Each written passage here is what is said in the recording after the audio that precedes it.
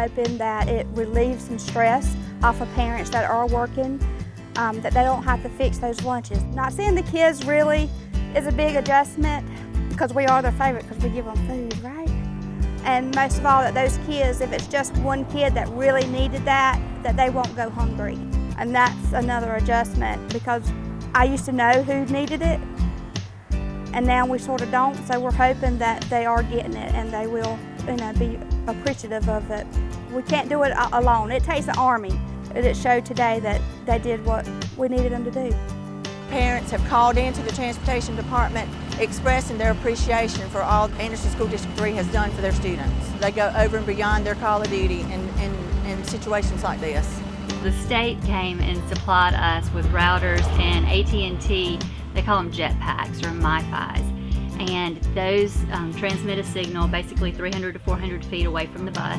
It pings off of a cellular tower, so it depends on the cell signal.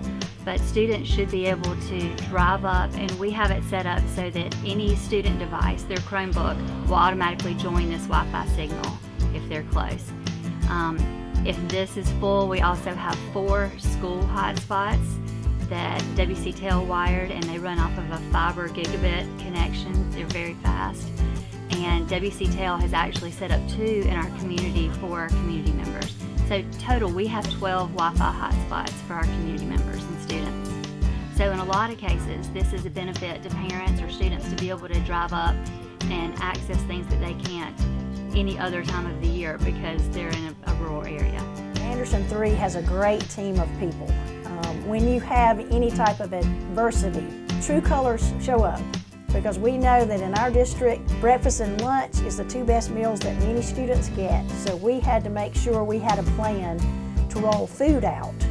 Another thing in our district is we realized that if we just had pickup points for food, a lot of children would not be able to get to those pickup points. So that's where we incorporated our bus drivers and our bus routes to know where to start and who was expecting food, and it has grown every day.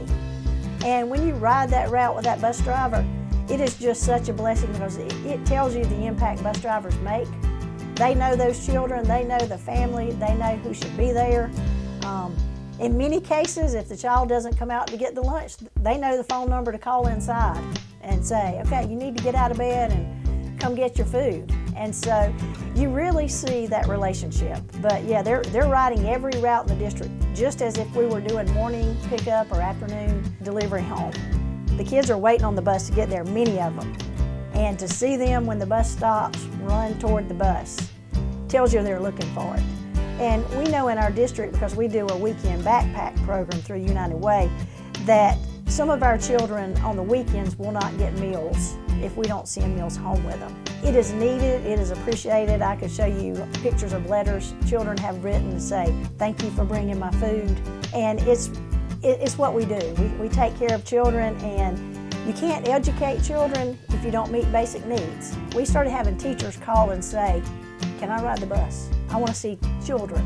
And we're like, okay, now we got to watch our social distancing and our numbers and our things like that, but it says a lot when the people you've said, you don't have to come to the building and say, look, I want to come to the buildings. I want to be a part of this. That's what Anderson 3 is about.